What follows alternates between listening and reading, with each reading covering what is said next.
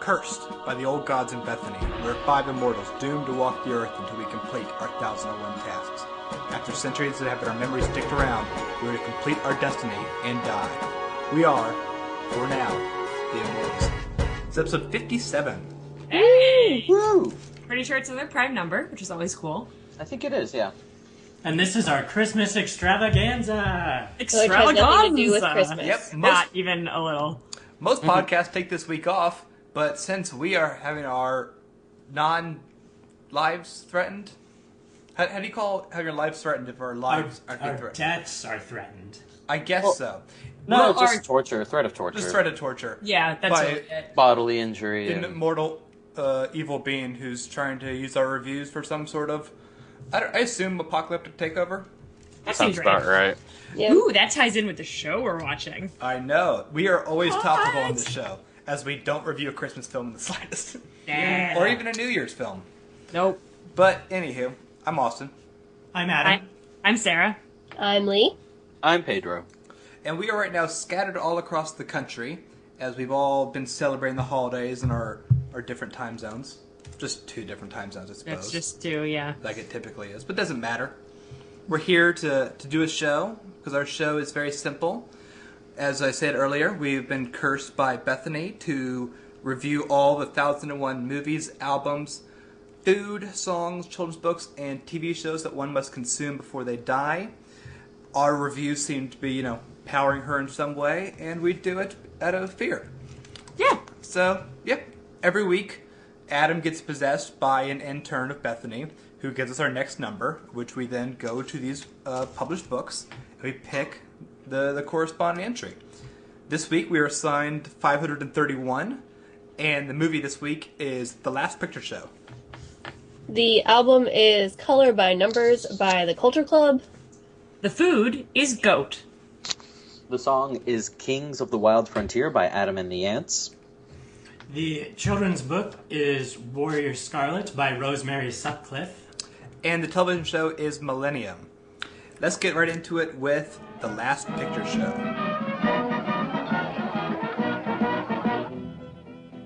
I heard about the ball game last night.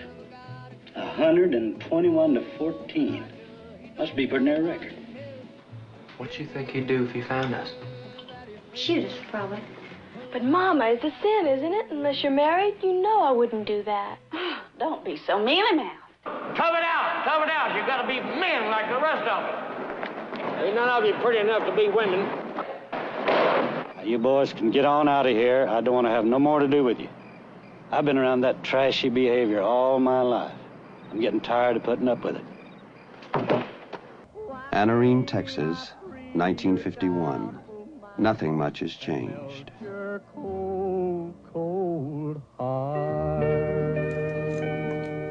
The Last Picture Show is a 1971 film directed by Peter Bogdanovich. It is adapted from the acclaimed novel by Larry McMurtry. It stars a lot of people you would recognize in very, very early roles. We have babyface Jeff Bridges. We have babyface Sybil Shepherd. Pretty much same face, Cloris Leachman. Aline Brennan. So young I didn't even recognize him, Randy Quaid, until the ending credits. This is the story of a small town in Texas. And you have a couple of high school football players and the various women they date and the even more various women they sleep with.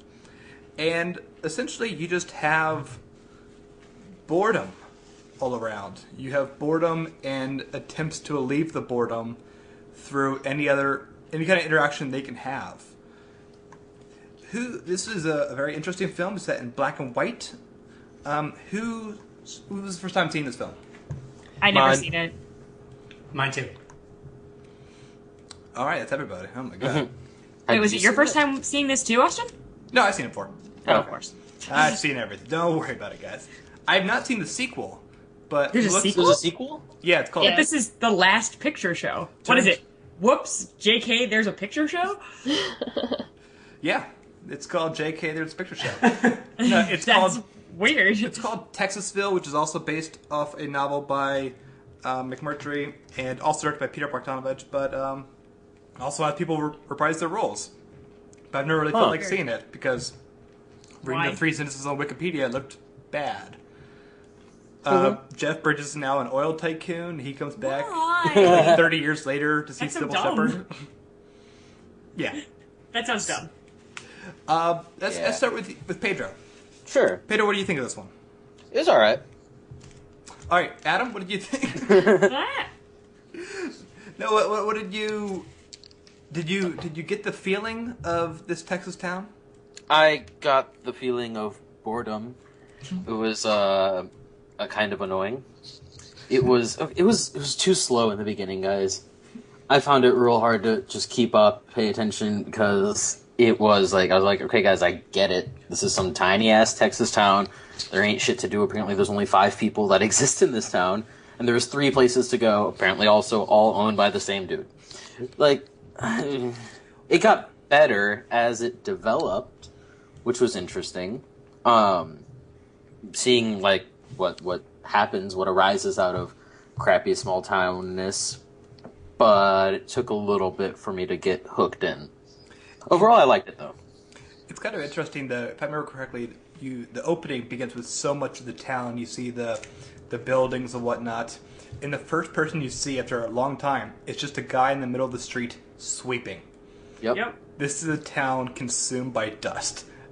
Just gotta sweep the street. Yep. Mm-hmm. I'm finding that more and more with the things that we've been consuming for this is that I really don't like the first act of any of these things. Yeah, I don't know what it is. Is that just like general bitterness about being like made to watch something? Like you're just like, I don't wanna. I don't know. I think it's that I just want to already know the characters and not have to get to know them.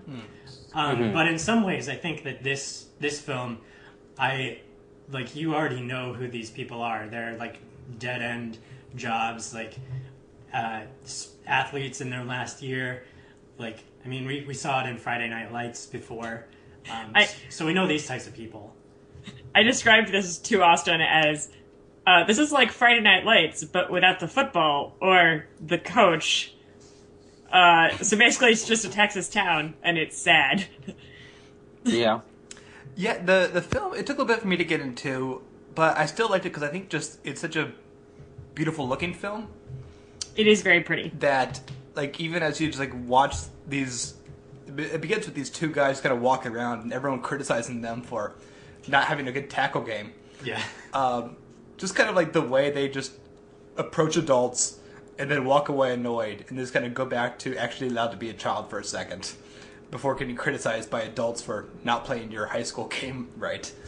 I liked that quite a bit, but I guess the moment for me it really kind of started to kick in, and this seems crass, I'm not mean to, is when they were, one of the football players was in the car with his girlfriend, and basically the make-out point. And because this is very much a film set in the 50s, and at this point it's kind of going towards the 50s, not completely aesthetic, but the 50s mindset of Leave It to Beaver kind of morals and whatnot. Sybil Shepherd's kind of talking about, not doing this because it's sin, the schoolroom's very similar. But once, like, the girlfriend in the car takes off her shirt, and they have just a pretty much an incredibly unhappy experience for both of them. Yeah. Of just hysterically bored, like, playing around. Which ends with them breaking up. Right. It started to realize, like, this isn't the picturesque world that they keep pretending. This isn't Father of the Bride, which they watched in the movie theater at the beginning. Right. There's a lot of really bad sex in this movie. Like, that is a theme, I feel like, is that there's a lot of sex in this movie. There's a lot of nudity in this movie.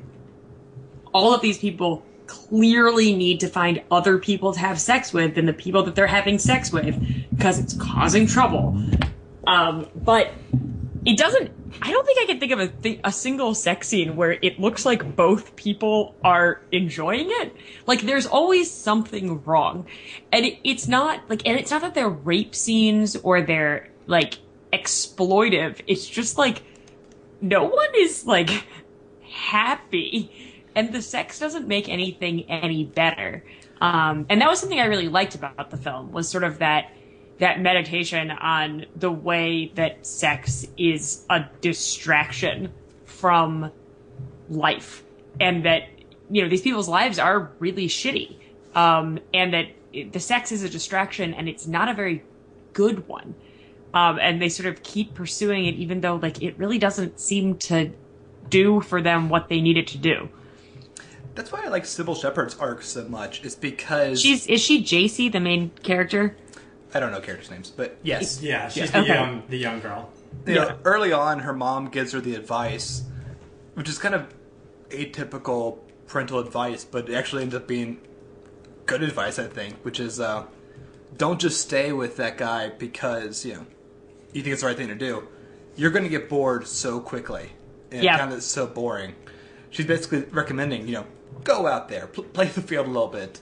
And she takes that to heart, and she kind of, like, goes different places. And even the scene in the pool party, when everyone's swimming naked, that's probably the closest thing to a positive sexual experience of her tripping down the diving board. That still involves her tripping. Yes. So it still isn't the moment that she wanted so much. But I think probably the worst sex in the movie... Well, no, people cry in other sex scenes. Yeah, I was going to nominate that one. The guy trying to lose his virginity to the prostitute in the car. Oh, that was rough. That was rough. Yeah. The prostitute being really unhappy with... I don't think she's even really a prostitute. I think it's just this woman who's... No, yeah, she isn't a prostitute. She's just like a person in the town who everyone slept with. Like, they don't seem to pay her any money. Yeah. Or maybe they, like, it's... But he finishes too early, is thrown out of the car, and all of his friends understand what happened, understand how sad that is, and they just don't say anything. Yeah, it's rough. That was devastating. It's rough. Pedro, what are you thinking? I can't see your face of confusion right now. You're so far away. Shit, Pedro left. Pedro gone? Pedro, this is too much for Pedro. All right. Pedro! We'll probably get back to him soon. Adam, what did you think about this motif that the movie had? I think that they were all going for distractions from their lives, but, like, that's all it became, was just these distractions, like sex and the movies, and there was a trip to Mexico, which is like they're so excited for, and then it's off screen.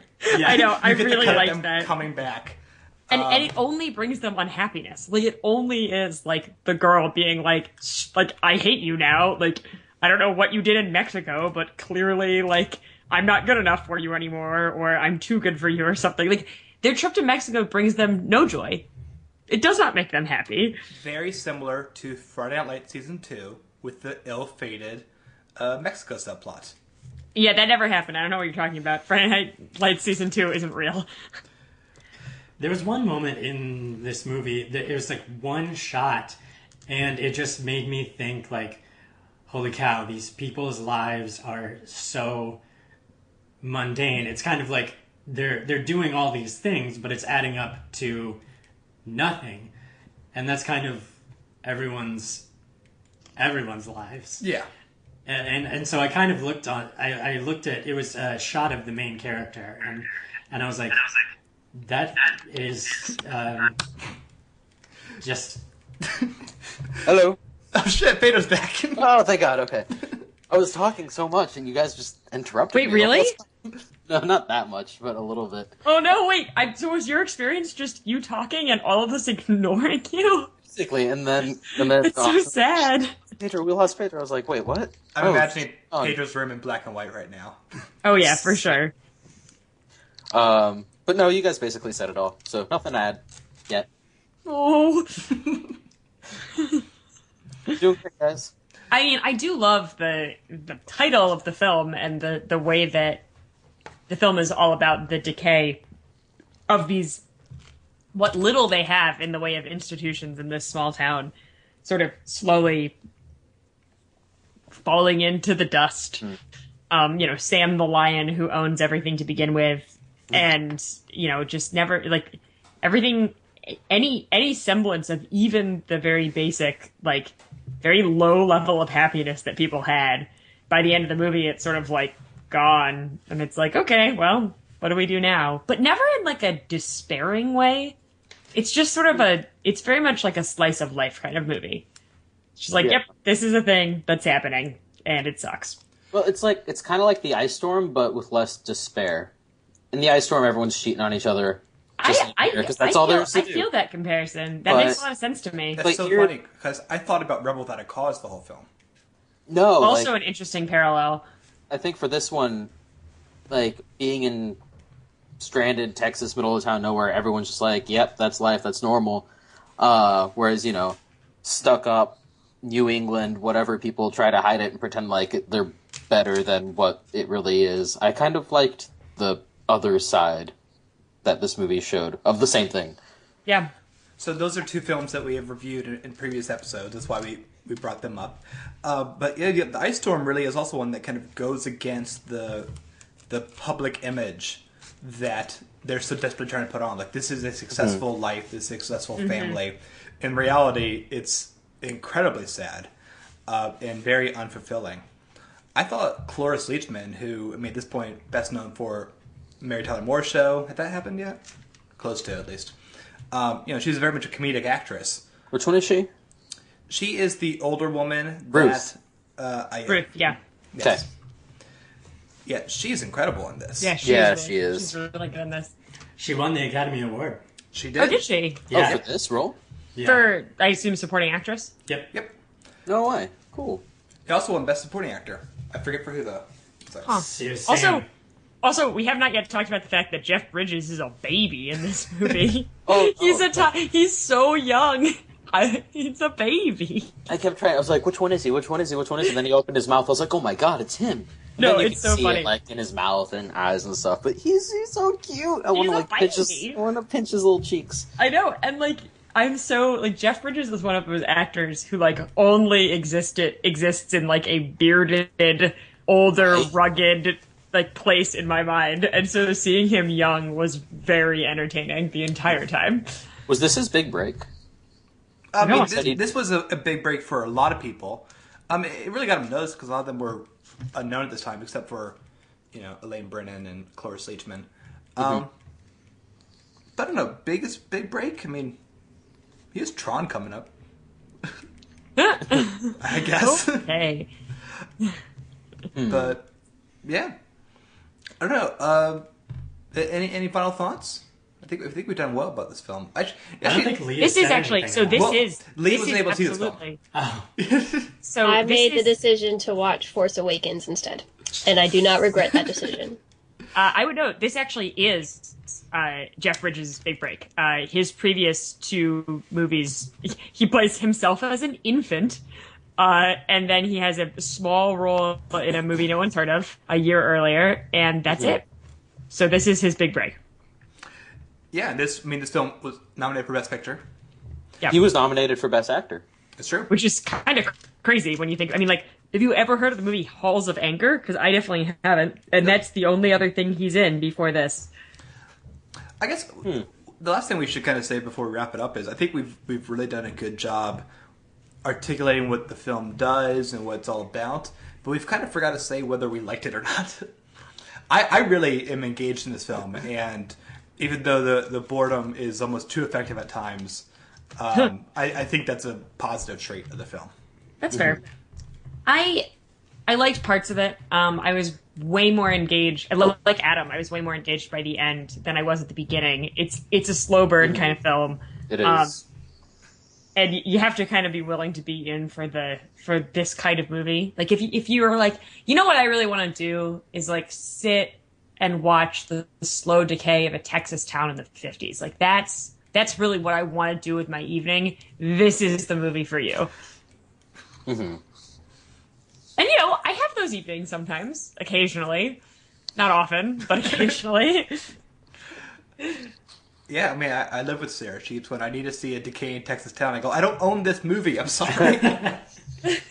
But yeah, no, I do think it's very well directed, very well acted. It's maybe not totally my thing, but that doesn't mean it's not a great movie.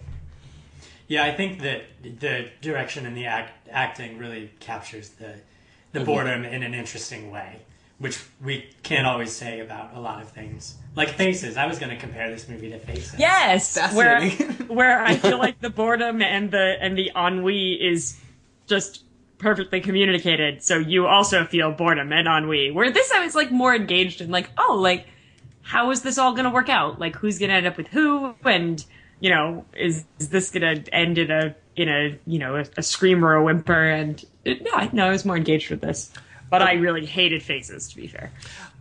I was really hoping to read the novel before this episode, but I wasn't able to make it downtown to the library to get it. So instead, I just kept reading Infinite Jest forever. Because that's healthy. Yeah. Well, sure. I'm going to finish it this year, and based on pages I have left, not going to happen. But first week of January looks pretty good. So shall we henge? Let's henge it up. I'm going to give this a 4.3.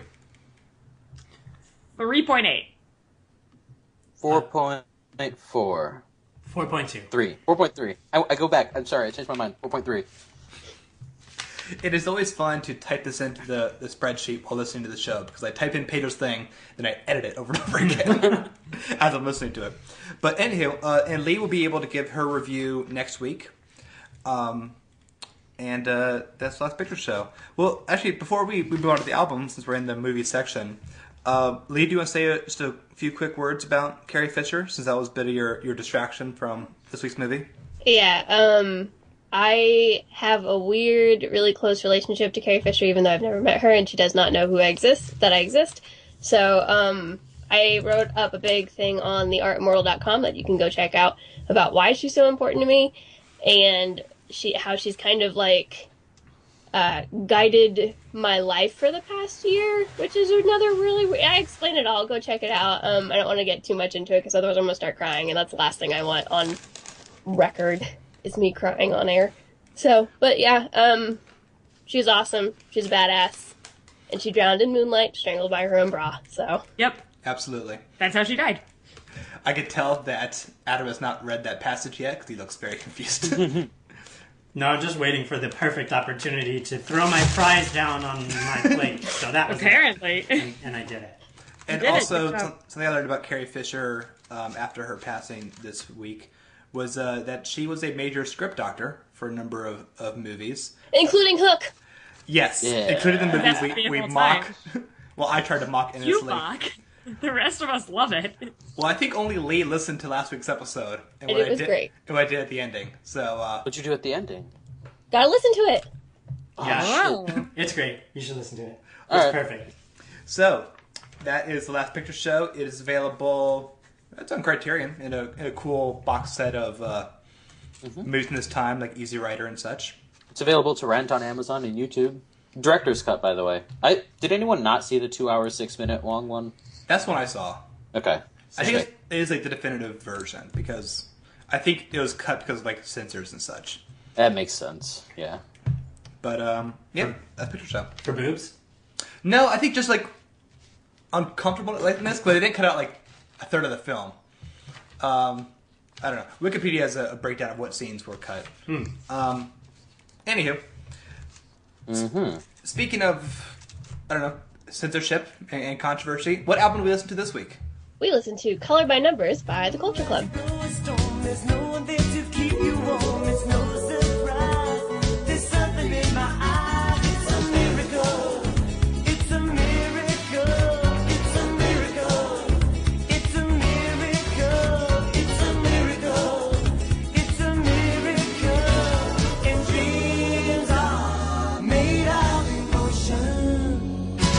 So once again, 57 episodes in, we have repeated an artist. Yeah, we listened to The Culture Club for Do You Really Want to Hurt Me in, I just listened, episode 44. Well, there you go. Which that song was not received well.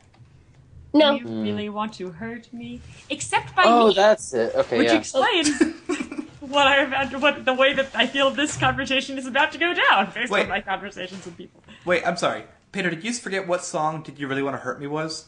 Yeah, I was like, I know I did a song by them, but I didn't remember which one. It's a lot of songs. They all kind of mix together. Do you really want to hurt me? Yeah, it's that one. Yeah, it's not that great. Make me cry. I wanted to like it, but...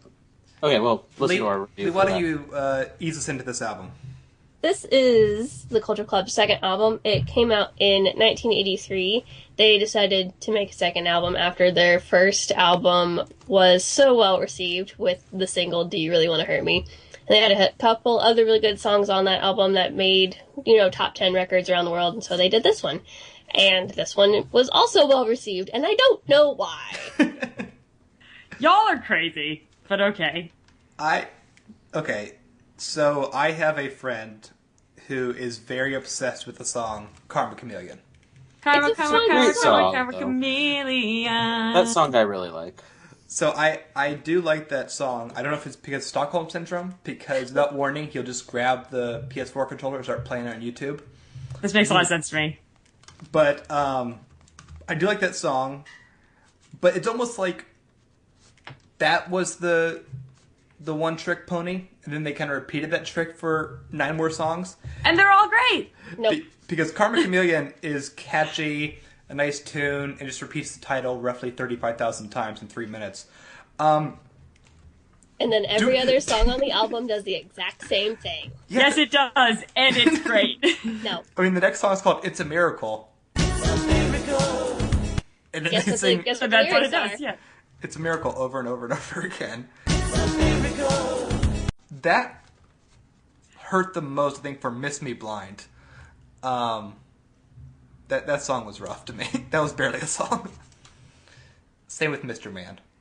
Oh, I don't like Mr. Man. Don't like Stormkeeper. Didn't like Miss Me Blind, probably. Didn't really like Church of the Poison Mind, which, again, all of these songs are the exact same thing. Just, it's that phrase of the title repeated over and over and over. See, okay, I'm looking back at my review of Do You Really Want to Hurt Me, and clearly I was smoking something, because I really liked this album, and I really liked Do You Really Want to Hurt Me. Maybe I'm just in a mood that I was apparently not in when I gave Do You Really Want to Hurt Me a 2.3. I think I was influenced by all of you, but listening to this album in isolation, without commentary from the rest of the Immortals, I liked it.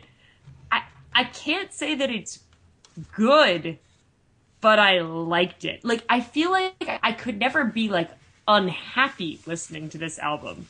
Oh, I was. It's a happy album, and I liked it.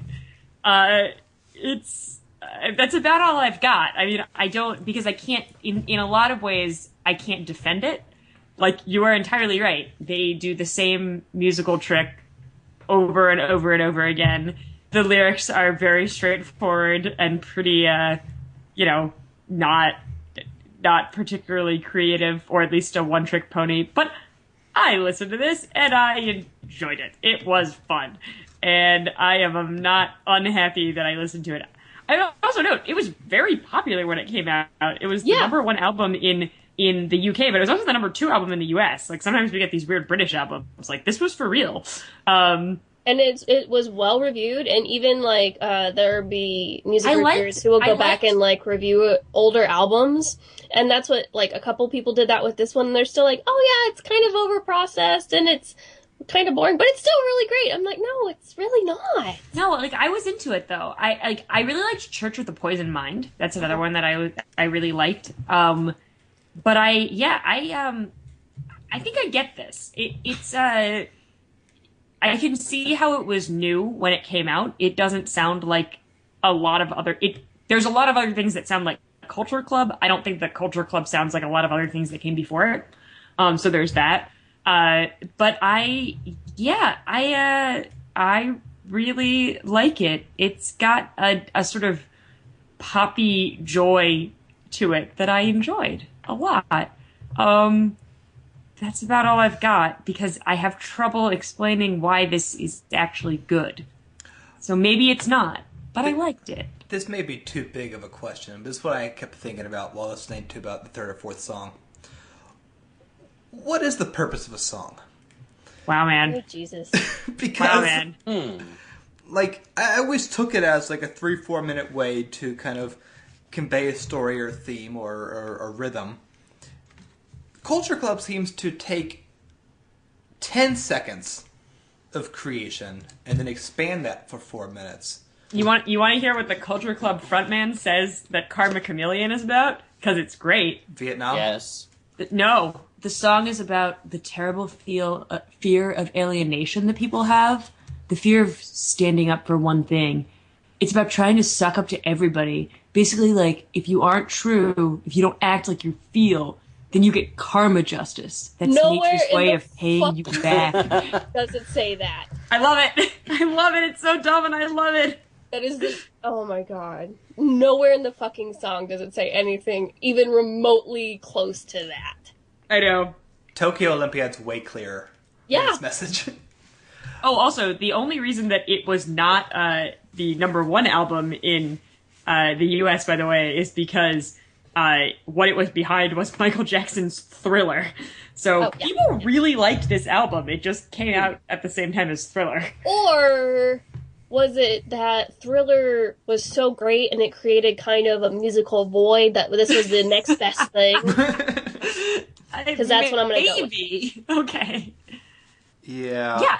You know, okay, I'm just, like, looking at reviewers trying to, like, bolster my own opinion, and everyone just says what I feel like. It's enjoyable, it's infectious, and gets stuck in your head, and it's fun. And I like it. I thought it was overprocessed and incredibly boring and repetitive beyond belief. Like, I understand that pop, especially 80s pop, I love 80s pop, I love 80s one-hit wonders. This was like you took everything that was popular, put it in a blender, mixed it all up, and then over-processed it for about 6 days. This is like pop music jerky. I like it. You know when you see those notebooks that artists have of like all their ideas, of like random words and phrases they want to use or ideas? That's what this album is. It's just the 10 bullet point phrases that they thought of. I like it. And they just... Yeah, it's whatever. Hinges. Leigh? 1. I don't listen to this unless you really like the Culture Club. 3. 4.3. I like this album. It's great. Alright, that is Color by Numbers by the Culture Club. That's probably one of the biggest spreads we've had. Yeah. Yep. And now it is time for the food segment. Food. Sarah, what did we eat this week? We ate goat. How is goat? Goat tastes like goats. Okay. What? Here's what I mean by that. So I've had goat a number of times. Austin and I ordered a goat burger to retaste the food recently. So here's my problem, and I feel a little bit like a biased reviewer of goat. But when I first had goat, I had the stunning realization, and I say this with sarcasm, that goat cheese and goat meat taste fundamentally similar. And I hate goat cheese. I think it's genetic because my dad does too. We can taste the like specific taste of goat cheese even in a blended cheese. And I just I hate it. It overpowers every other flavor for me. And goat meat has that same flavor, which of course makes sense. But until I actually tasted it, I was like, oh, why don't I like this? It tastes like goat cheese. And then I felt like an idiot for thinking that was profound. So it's hard for me to rate goat highly, but I'm also aware that many people like goat cheese. So if goat cheese doesn't bug you, like texture-wise, it's basically the same as beef, I feel like. It's a different meat. You will probably like it. If you really like goat cheese, you will probably really like it because it's got that like taste to it. But if you're like me, you won't. Well, it's my first time really not like liking a meat, and it's strange because I don't know. Is sweeter the right word? Like yeah, there is some sweeter some element than of like sweetness. Beef, and it's a bit unsettling with the texture, I guess.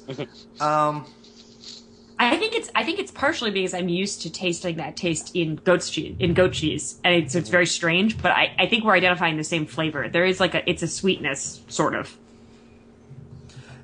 It's and also because I don't have much to say about goat. We should describe what the fuck this burger was. Okay, well, this is alright. So I got goat from Little Goat, which is Stephanie Izzard's restaurant, one of her 3 restaurants in Chicago. Stephanie Izzard won Top Chef a number of years ago, and she happens to really like goat. So she has a restaurant called Girl and the Goat, she has a restaurant called Duck Duck Goat, and she has a restaurant called Little Goat. We ordered the Goat Almighty burger, which was... There were too many things on it. I mean, it wasn't really a burger. It was like a large mess of meats that included like pulled barbecue pork and brisket and a goat burger and cheese and jalapenos and an onion ring. Like, there were too many things on this burger. I felt sick looking at it. So I feel like Austin's review may be slightly colored by that. I actually thought it was fine. Except for the goat burger, which I didn't like because I don't like goat. Everything else was tasty. It also reminded me of, because we're just going to list crazy things now. You ordered the dumbest thing from Kuma's a couple months ago. Oh yeah, the Slayer from Kuma's, which is a pretty famous burger now from Kuma's, which is the best burger joint in Chicago, which it eschews a bun for instead putting a cheeseburger on a bed of chili fries. And it's with like sausage and cheese, and it's awesome. That sounds amazing. It actually, like, if you're into it, it's real good. Leigh, if you come to Chicago, we will share one of these things and feel gross together, and it will be great. Adam will be Austin hates it. Austin hates it. It's too much. It's great. Just like goat. Hinge it. I feel bad because I know this is my personal aversion to the taste of goat, but I gotta give it like a 2. I really do not like goat. 2 sounds good for me as well. All right, but if you don't hate goat cheese, you'll probably like it more than I liked it. No, I mean, all of our reviews and hinges are our personal perspective. So I suppose this is what Sarah and Austin think of goat. It is not what the world thinks of goat. In fact, the world can argue with us, and we recommend it. And I have had goat in some really awesome contexts. For example, Mexican goat stew, which you can get all over the country, but in Chicago, if you happen to be in Chicago, there's a place in Pilsen that makes amazing goat stew. If you interesting, I don't like it. You cut out a little bit there, and I'm going to blame the goat. But I will also say that those 3 restaurants you named are beloved places. They're so good. Do you guys like goats when they're alive? Like as animals? They're so cute. I hate them. Why? They got weird eyes. I know you're one exception, Adam. What do you mean? Your favorite video game of all time. Yeah. Goat Simulator. Goat Simulator is great. Well, if I am a goat, then I don't hate goats. How do you hate goats? Is it because of their eyes? Because they have weird square pupils. No, they have square pupils. That's why they're creepy. It's their scream. Yeah, also the yelling goats, yeah. It's that, and I just don't really feel a connection with them. Like, I feel a connection with dogs and cats and stuff, but what about sheep? Not goats. I haven't had too many interactions with sheep. Sheep are so sweet. They're real big and dumb. And goats are very, like, playful and dumb. I have fed baby goats with little tiny bottles of milk, and it was great. Oh, yeah. I recommend that experience. Just not eating them. No, I do not recommend eating them. All right, that is goat. You can find them many places, including petting farms. Yeah. But don't eat the ones you find at the petting farms. But you do, though. No, I know, but like, shut up, vegetarian. Don't slaughter them in front of children. Like, that's rough, man. No more goats. Pedro, what did we listen to this week? We listened to Kings of the Wild Frontier by Adam and the Ants. A new rock family of wild nobility. We are the family. A new rock family of wild nobility. We are the family. A new rock family of wild nobility. We are the family.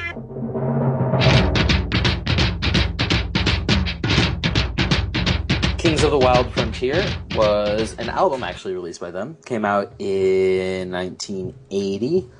Adam and the Ants, a couple of English dudes, I suppose. I have an important question. Yes. Adam, did you partner with the ants that survived Pedro's ritualistic torture of them? and make this band in probably a prior lifetime as an Immortal? I don't know.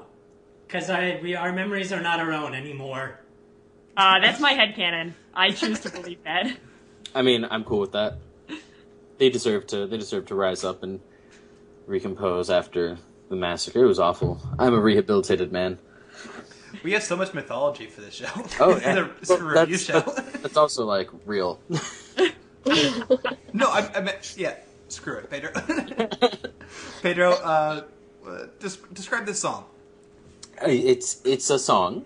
God damn it. Thank you. It's got guys in it. They look funny. You guys can't hear it right now, can you? No. Okay. Faintly. Really? I can't. Don't play it. Well, because I forgot what it sounded like. That's part of the problem. It's punky. It's people singing with instruments. Sounds like not good recording equipment.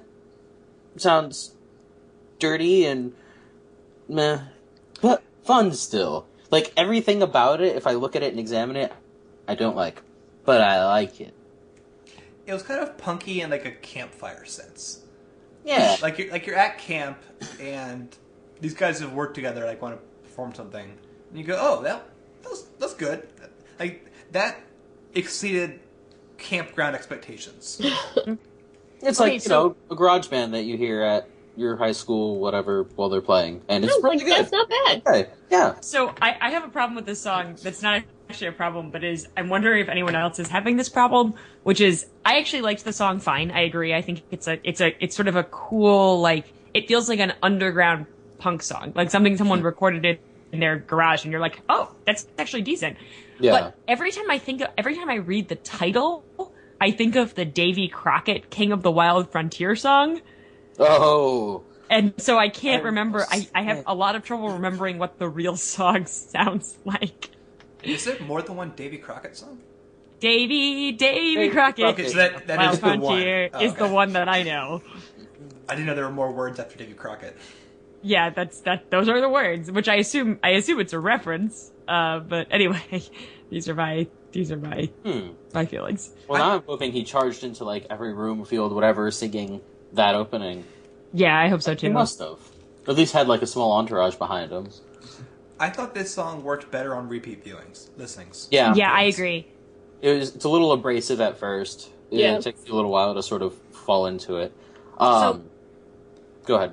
Well, I don't want to steal your thunder because you might be going next, but apparently what this is famous for is the beat that goes behind it, which is called a Burundi beat, which is a 2-drum beat that is named after Burundi, which is an African country. And it does make sense that I obviously am not smart enough to be able to identify, like, that's a Burundi beat, but the underlying beat is unusual. Like, it's not what you expect it to be. And you can hear that it's a little, like, I don't want to say off kilter, but it's definitely not traditional. And it's part of the reason why I think the song works. It's cool. Did you guys watch the music video? I did. It was weird. Yeah. You can see there are two people, like, standing playing the drums side by side. Yeah, sort of. that's what that is. Yeah. Mm-hmm. I mean, yeah, that was pretty cool. I did actually notice it. I didn't know why, so it's good to know that it sort of brought in. So what, did it, like, bring it into the mainstream, I guess? Pretty much, yeah.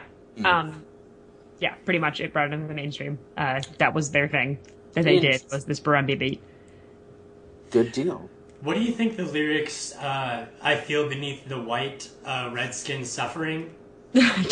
What do you think that means? I'm not going to read it too much into that. I see it's a hot topic and I walk away. I feel the same way about the lyrics to the song that I feel about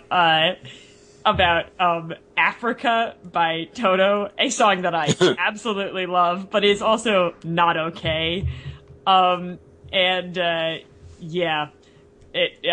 it's okay. It's a weird pan-cultural bullshit thing that happened. Yeah, I don't think we need to get too much into it.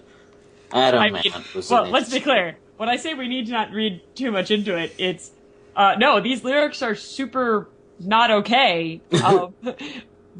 But I think that they are more of a misguided attempt at panculturalism than anything aggressively racist. Which yeah, Adamant seems like he'd be that kind of person. No, Adamant is something different. But let's be clear. The person that wrote the song. But let's be clear. The chorus is, "I feel beneath the white there is a redskin suffering from centuries of taming," which is pretty appropriative. Just want to throw that out there. Wait, the main guy's name Adamant? Yeah. That's a cartoon character, right? It's adamantium is the metal inside Wolverine. Yeah, that's what someone else said today when I said this. But no, yeah, his name is Adam Ant. He was born Stuart Leslie Goddard. But that was his assumed name. Yes. Because Adam is the best name. Ant is a good last name, I suppose. I guess. What? He was so he started playing in Bazooka Joe, and then he was like, I'm gonna form my own band after they headlined for Sex Pistols, and he's like, okay, and that's Adam and the Ants. Okay. What am I thinking of? I don't know, but don't read these lyrics, they'll make you real sad. Yep, they are appropriative as fuck. I like the line, down below those dandy clothes, you're just a shade too white. I don't, yeah. Shade too white. Shade It's a problem. too white. Yeah, okay, it's a problem. I was right. Adamant is a cartoon. I saw it on, Hanna-Barbera. Oh. Oh, I'm okay. gonna say when it came out. You know, I'm going to boldly press play on this cartoon intro and hope this pays off. Let's see what happens. I highly doubt it. I highly doubt that will happen. I think it's gonna be great. Well, now I want to watch it. Oh. Up and Adam, it's Adamant. He's strength, he's might, he's speed, he's fight, he's Adamant, that tiny ant. Oh, yeah. His atomic power. As This is a thing. and always makes I remember this thing. villain cower. He's rough, he's tough. Oh shit! Yeah, he was in the other show. Like, Oh! he was okay, in the. Wasn't he in the Jetsons or something like that? Like in between. It was Hanna-Barbera. Okay. Oh, okay. Yeah. Anyway. I think I've really got to the core of this song. Yeah. All right, henge it, Pedro. 3.9. 3.6. 3.7. 3.5? 3.5 sounds good. We need 3.8 for the bingo. All right, anyhow. One of our most meh songs ever. All right, it is. So that is Kings of the Wild Frontier by Adam and the Ants. Take a listen. And tell us what you think the song's about. Or not.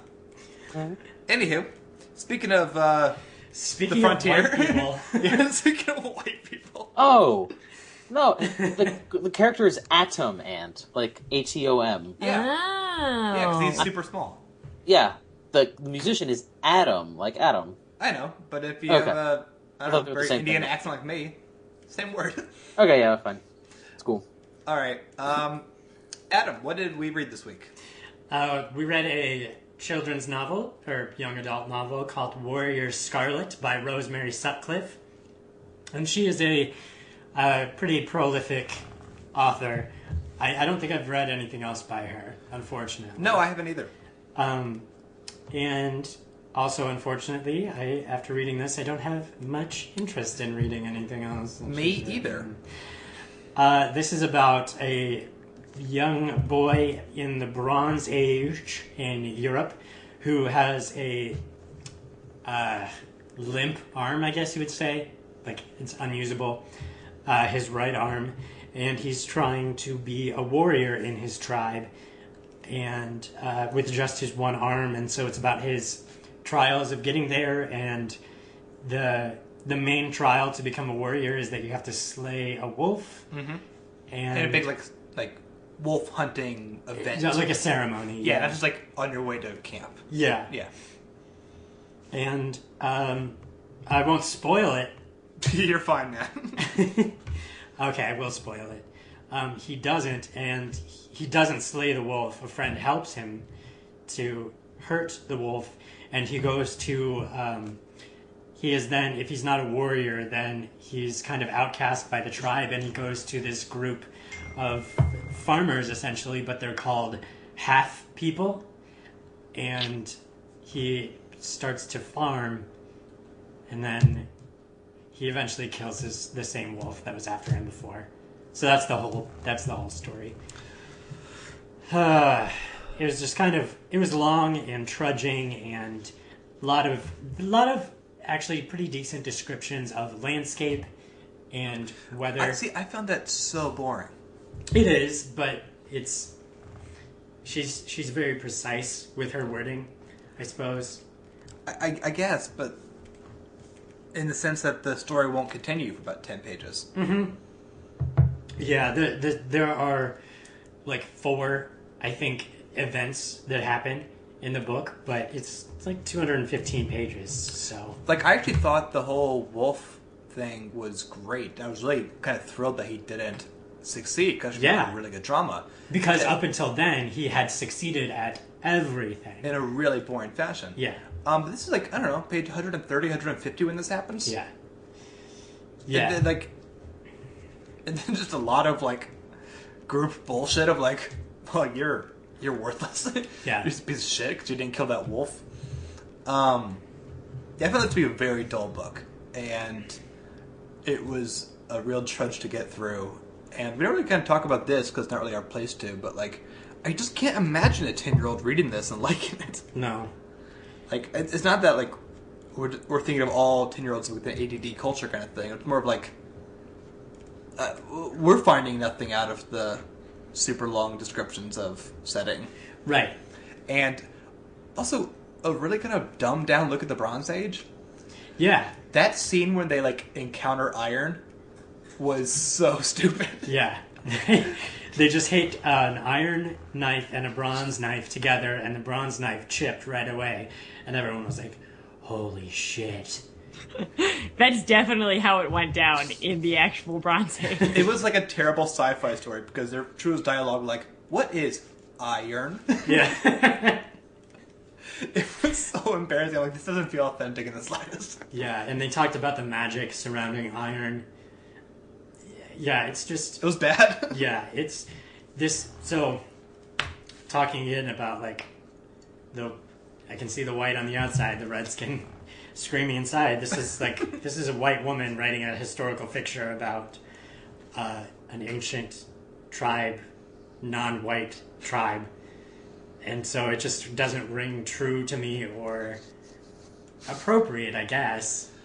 Yeah, I don't know her background at I all. don't either. So that's unfair. And I think she does have, like, a lot... Like, just based on their titles, it seems like she has a bunch of books dealing with nature and groups with nature. Mm-hmm. The names that she gives these people might be authentic. I don't know. I didn't do research because I took so long to get through this book. Oh, the names felt fine, I guess. Do you think so? I thought they felt like Pokemon names. Were they all named, like, Grok and, like... Vortrix. Vortrix? That definitely sounds like a Pokemon. That's a I mean, Pokemon. it's not a Pokemon. Drem. Because I know the names of all the Pokemon, but... Kathlan. Drem is the main character. Yep. Those all sound like Pokemon. Luga is his, like, boyish enemy. Lugia. Isn't that one? They're basically just Luxia. Yes, Lugia is a syllables. Pokemon. Guys, it's closer to my last name. Luga. Well, we all know you're a Pokemon. God damn it. That makes a lot of sense to me. There was a great Pokemon reference in the latest Doctor Who episode. No one cares. The reason for the season. There you go. Well, I've never seen a reference to Warrior Scarlet ever, so I don't think that you actually, to like keep in line with pop culture, I don't think you need to read this one. No. No, this was a book. Forgettable. Yep. Sorry, Rosemary. I'm sure your other books are great. I think I did read another review of this, and they said that her other books were more... in so many words, they said her other books had more plot. Oh, good. He said it in a nice way, but... I'm glad to hear that. Anyway. All right, hinges. I'm going to say 1.7. I'm going to say 2.4. That is Warrior Scarlet by Rosemary... Sutcliffe. We got a copy. I don't know. Tell us something cool about the Bronze Age and we'll send it to you. Yeah. Learn us some facts. Absolutely. Now it is time for Millennium.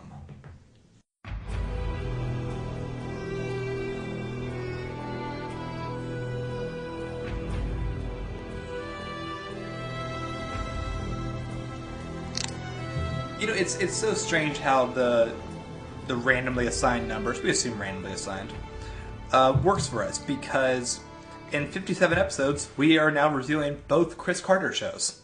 Yeah. Is that a good thing? Did anyone watch this but me and Austin? No. Chris Carter is the creator of The X-Files, and best known for that. This is a Fox TV show that aired between 1996 and 1999. There was an episode of The X-Files where it kind of crossed over after the show was completed. It is about this serial killer profile consultant. Named... He's just Will Graham. Like, he's just the guy from Hannibal. He's 100% Will Graham. Serial killers. His name is Frank Black. He has the ability to look inside the minds of criminals, which just means read, edited things of the killing. Yep, pretty much. It's pretty stupid. It's played by Lance Hendrickson from, Aliens. Yeah, of course. And he's part of this Millennium group, this mysterious organization that is concerned about what's going to happen in the Millennium, specifically May 5th, when planets are going to align and bad things happen. May 5th of 2001, interestingly, not of 2000. That's just what I was going to ask. That's interesting. Yeah, that's the day that apparently... That's like, it's a Nostradamus day, apparently, not a... Yeah. Also, it's clearly when, seasons end on network shows. But guess what? This got canceled in 1999, so fuck it. It did indeed. You make a good point. So, they did not... They had high hopes that they were actually going to make it that long. They did not. They're part of the Millennium Group, and for some reason the Millennium Group is super fascinated with solving random serial killers that are in the area as well. So, well, not for some reason. I mean, it is partially explained. Not enough. Well, but it is. I mean, if you're going to summarize the show, at least give it its due. So the idea is, and look, I will put the disclaimer. I'm not saying this show is good, but it's better than Austin thinks it is. Austin knows it is. I think that, so the Millennium Group is interested in serial killers because they believe that the uptick in systematized, serialized violence is a sign of the apocalypse. So basically, this whole thing is like a 90s paranoia fantasy where the world is getting worse and worse and worse, and it's a sign that the end of the world is coming, which is sort of quaint now, frankly. It really is. It really feels quaint given the current political climate, but that's the idea. But they don't get anything out of solving it. They do these, serial killers of the week, but it's like, if you are concerned that stock changes is going to be a prophecy for this, if you just pay attention to every single sale on the stock market, you still don't learn shit. Yeah, no, for sure. I mean, So, well, how much did you watch, Austin? So I saw, let's see here, I think I saw 16 episodes, the first of season 1, and then I jumped ahead because Darren Morgan, who wrote the best episodes of The X-Files, wrote 2 episodes for this, including a sequel to Jose Chung's From Outer Space, which was Jose Chung's Doomsday Device. And he also wrote another one called Somehow Satan Came Up Behind Me. I think that's what it's called. Both those were excellent hours of television. Top-notch Darren Morgan scripts. Easily in consideration of ranking them with his X-Files episodes. Just kind of pure TV greatness.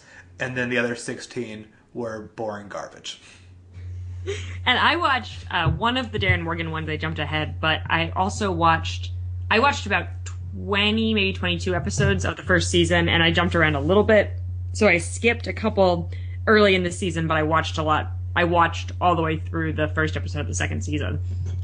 I would definitely say this is a show where, and I've read a lot about this show because I'm a huge X-Files person and I care about this shit. I mean, this is a show where the network wanted a serial killer procedural, which it basically is and remains. But the first 12 or 13 episodes are that to the exclusion of everything else the show is. So take that for what it is. They literally make no effort to talk about the larger mythology. I'm not saying that the larger mythology is particularly satisfying, because it's not, because Chris Carter is like George Lucas. Like, he's the creator of shows that once he creates ideas should never be allowed to have anything to do with the shows he creates, because he ruins everything. And dear God, the man cannot write dialogue. The dialogue in this show is so bad. Like, it's so bad. Well, it just made me like Hannibal even more. And Hannibal's my favorite shows of recent years. And, I mean, it's not fair to compare shows to Hannibal, because Hannibal went out of its way to be like artistically brilliant in a way that no show is when you look at procedurals. Right. Yeah. But Hannibal was also really curious about people and about how people perceive the world in kind of obtuse ways. And this show had essentially the same serial killer every episode. So I feel like what this show does, this show is at its best when it actually focuses on its main character and gives him backstory. And there is backstory to him. It's interesting. You probably didn't ever get to it. I didn't, but I also hate the performance so much that I actually don't want to. I mean, that's fair. But, I mean, the show is at its best when it actually goes for a little bit more of like a thriller horror vibe, where the villains feel very close to home, where it feels like Frank and his family are being directly targeted, which is a big theme of the second half of the first season. And I will say this show, like, hits the buttons of, like, things that I like watching on TV that will keep me watching even really shitty shows.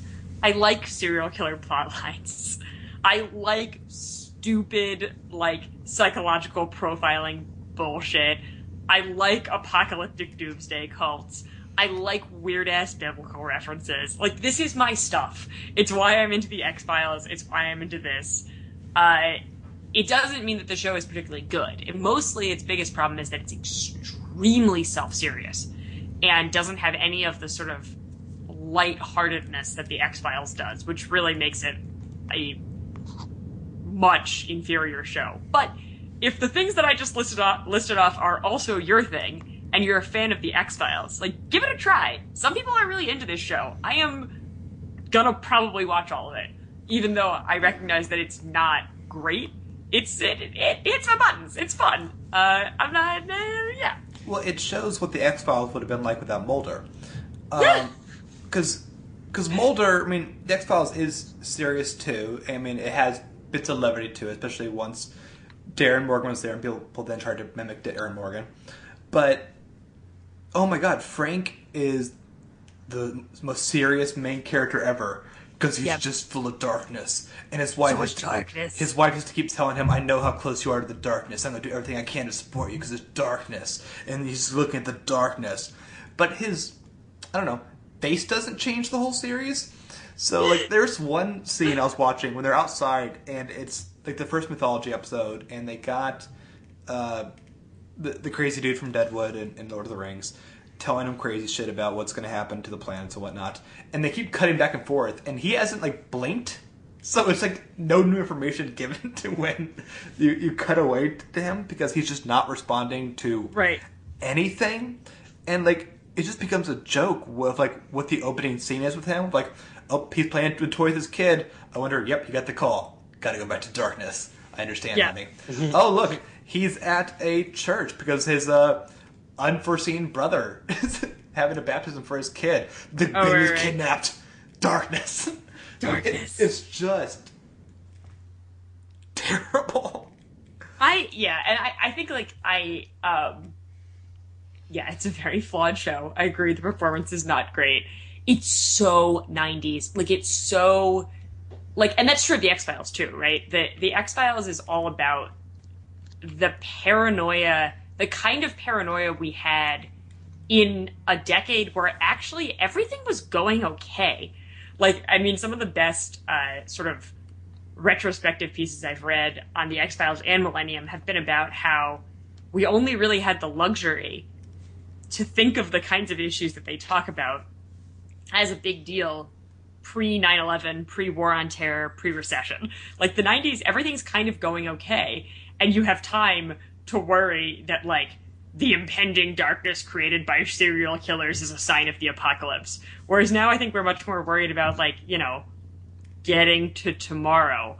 And it's an interesting little period piece that way. Chris Carter, more than anybody else, is, like, the spirit of that 90s paranoia. So yeah, I weirdly like this show, with no real reason to. It draws me in. I want to know what the fuck is going on. I'm gonna keep watching it. I bet it'll be very satisfying. Yeah, it's I bet Chris Carter to cancel. Oh, I'm sure. No, I'm sure it will be a terrible ending. Like, I know, but I'm gonna figure. Like, I want to know what it is. I do want to end this review by praising the hell out of the 2 Darren Morgan episodes, and I keep always worrying that, like, I'm just liking Darren Morgan for the sake of Darren Morgan. But no, these were 2 excellent episodes. The one I watched is amazing. It's the Jose Chung sequel, and if you haven't seen the episode of The X-Files, Jose Chung is this writer who writes kind of trashy novels, but he's very kind of astute and silly. He's Truman Capote, but, like, shitty. Well, it's Charles Nelson Riley, so I mean, they share the same voice. This one has a lot more Jose Chung than that one, because they're all just theorizing how Patrick Fabian from A Billion Things, recently Better Call Saul, electrocuted and died with a smile on his face. And it all starts to revolve around a doomsday plot, but also a really great Scientology parody back in the 90s when no one was doing Scientology parodies. Yeah, you gotta think, like, at the time, Scientology was, like, just another New Age cult. And Darren Morgan was like, no, this thing's weird. I want to make a parody of this thing. And it's spot on. Well, it had one of my favorite lines in it, because Terry O'Quinn, aka John Locke, was in the series, part of the Millennium group, and he's part of this episode, and, you know, Frank says, hey, it's part of this fake Scientology thing. And he goes, whoa, we gotta back away. But Terry O'Quinn, we'd never back away. We went up against evil. We went up against evil incarnate. The darkness. And Terry O'Quinn says, yeah, evil incarnate doesn't sue. Yeah. I mean, the episode's fun. It still goes out of its way to make fun of David Duchovny, which is remarkable. But then the second episode he did is it's an amazing story. It is revolved around 4 demons who are sitting in a diner, and they're complete, like, red demons with, like, horns and such. And they just tell these stories about how they recently have been turning people towards evil and towards sin, and about, like, what happens when people see, like, them as they truly are, not just as, like, as people.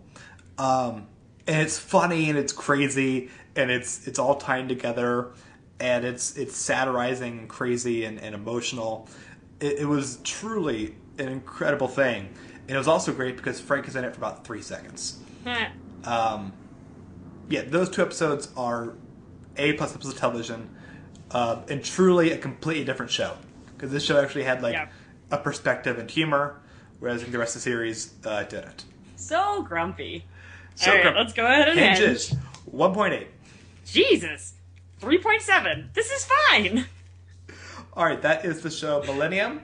You can find it pretty much nowhere, actually. Yeah, it's actually really hard to find. Basically, buy the DVDs or obtain it some other way, because there's no easily legal way to view it. And that's episode 57. Good. Wow, those are very well, yay.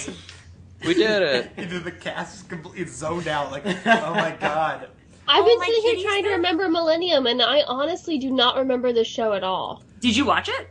No, like, I watched a lot of Fox during that time period, and I don't remember this show. This will not make my top it's 15. a lot like Criminal Minds. Like, it would probably fall into the same category as any other, like, serial killer procedural, and there were, like, a billion of them on Fox at the time, so... It would not make my top 15 canceled Fox shows. Oh, okay. Mm-hmm. It's no Keen Eddie. It's no Andy Richter Controls the Universe. It's no Firefly. It's no... Oh, there he is! Oh, hey! I can't see him from far away. Yes, it is nice not to have to see everyone's face today. It's just me, Hi! man. It's just I me. like you. I can't imagine why. Because you're fun sounding. He's threatening to torture us. I don't care. I like him. We all need therapy so bad. I'm fairly indifferent on you, so. You're Yes. his favorite somehow. God damn it. I too am somewhat indifferent to myself now. Wow, that's dark, man. Yeah? I can't complain. I very much can't complain. Out of fear of Bethany. Essentially. This is my only task, is to keep up with you. 5. 1, 2, 3, 4, 5. Yes. Yeah. It's your only task. You forgot how many we are. Yes. Because I do goof off occasionally.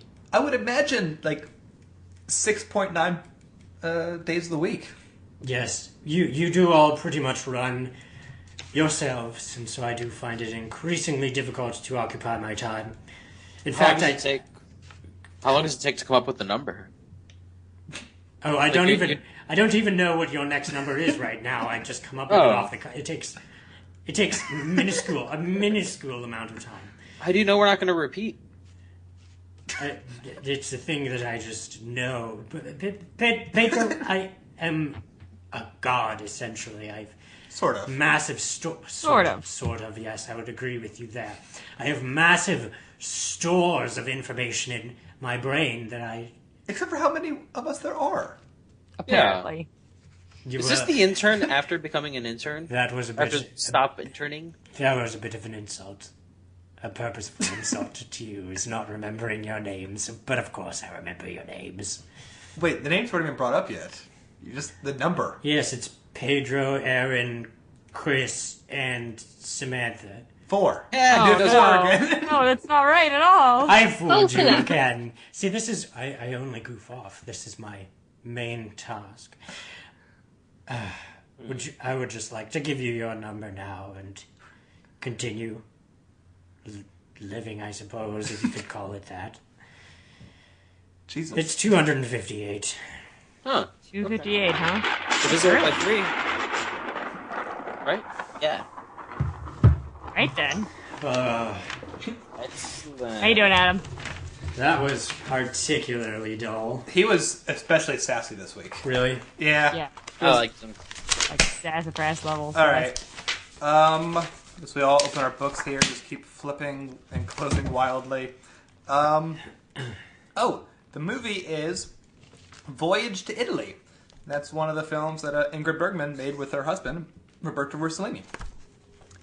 Ooh, the food, is stinky tofu. Are you kidding me? I have a friend who recently ate it and she did not like it. Well, it's there we go. actually called stinky tofu? Yeah, it's actually called stinky tofu. It's a goddamn warning. It is. It's true. The children's book is The Duck in the Gun by Joy Cowley. I've not heard of it. The album is The Slider by T-Rex. I like T-Rex. I like T-Rexes. Anyway, the song is... What is it? Say It Loud, I'm Black and I'm Proud by James Brown. That's going to be a fun one to I am review, so guys. excited for that one. Yeah. I want Pedro's take on Say It Loud, I'm Black and Proud. I bet it's a song. I bet it is a song. Oh, it is. I'm sure. The TV show is Three's Company. Hey, that's a real thing. Three's Company, too. Da-da-da-da-da-da. I remember that. Da-da-da-da-da. That's a fun theme song. Mm-hmm. Let's see if it holds up. Yeah. With any sort of progressiveness. Did you say your book? Yes. I was listening. I was looking up Three's Company. Yeah, I can't imagine. Well, yeah, never mind. That's it? Yeah, I always get really flustered after those intern takeovers or whatever it is. Alright, that is episode 57. We'll be back next Thursday in the new year. This is the last episode of 2016. Everyone's favorite year in recorded his time. Seriously. False. Yeah. Get the hell out, 2016. It's been a shit show, and we've been honored to be with you for it. Yeah. Wait a minute. 57 is not a prime number. It's divisible by 3. Oh, of course it is. Damn. It's That the was- 20. It's the 27 after the 30 when it rolls around again That- with that- multiples of 3. That was bothering me the whole time. Said Yeah. no one ever. No one cares. I couldn't just let that go. No, thank you for pointing that out. I would have felt dumb if it wasn't That pointed would out. have been just really embarrassing. Just really awful. Yeah. Literally no one cares. Meanwhile, you can email us at theimmortals@theartimmortal.com. You can follow us on Twitter at theimmortalspod, so you always know when new episodes are up of this show and other shows like Let's Take 5, which just yesterday did its wrap-up of Jimmy Stewart, which means we announced our next 5, and it's going to be Pixar films. Oh, good I'm choice. so excited. Yeah. That's a great choice. So tomorrow, we're going to have our first episode with Toy Story. Yay. One of the most important films in cinema history, honestly. Mm-hmm. Yeah. So take a listen to that. We have 4 more coming up after that one. And you can go to YouTube, catch some episodes there. Sarah's podcast. Yeah, it'll be out on the 3rd. We're talking about The Truman Show and whether or not you can be a corporation and adopt a baby. Find out. Wait, is that going to be up for our next episode? It'll be up on the 3rd, so yes. Yep, it'll be up on Tuesday. Look at that. All right. That's exciting. So yeah, take a listen to that. That's Ad Absurdum. You can find all of those at theartimore.com and on iTunes and all those kind of places. So please leave reviews for this show and all shows so people find us. That's always good. And also, next week's movie, Voyage to Italy, is available on the brand new website, filmstruck.com. That is the cool website that Turner Custom Movies and Criterion Collection teamed up with to make people happy like me. Just the nerdiest little site you can have. So yeah, you can watch it that way. Oh wait, this is so cool. I want it. What, Filmstruck? I looked up Filmstruck and got really excited. Yeah. Sponsor us. Or if you don't, we're just going to keep praising you without getting... Damn it. Fuck. I love It's it a so bad much. system. That's It's a the bad opposite system. of capitalism. Yeah. Anyhow, thank you all for listening. Thank you all for being with us in 2016. You all are incredible and make this a whole lot of fun. And we look forward to, 50 more episodes next year. We're going to have a lot of cool stuff, probably. Yep. Yeah. Thank you all. My name's Austin. I'm Adam. I'm Sarah. I'm Leigh. I'm Pedro. Catch y'all next year. Bye, everyone. Bye. Bye. Happy New Year. There she is. That's a lovely lady. You proud of your daughter? Are you proud of me? I'm very proud of my daughter. She is wonderfully gifted and a very special daughter. She's great talent. No wishful thinking here. No wishful drinking. Do you really, when you call her up, do you really say, "Hi, this is Debbie Reynolds, your mother"? I mean, I'm just so used to saying it. I say, instead of saying hi, I don't know why I say hi. I mean, of course she knows by now. Dear, I this say, is your mother. Hello, dear, this is Debbie. Instead, I forget. No, your mother, Debbie. This is your It mom. could be my, my next door neighbor. Your other I'm her neighbor. It's one way I get to see my daughters. I moved right next door. And where did your mother live? Right next door. What do you think about Tradition. Carrie being so open and honest about her life? Wonderful stories about Aren't you. they funny? Did you really suggest that she have a child with one of your husbands? Well, of course, because he was very attractive and he had blue eyes, and I thought it would work out. You She was didn't so young. understand- You didn't. And my womb was free.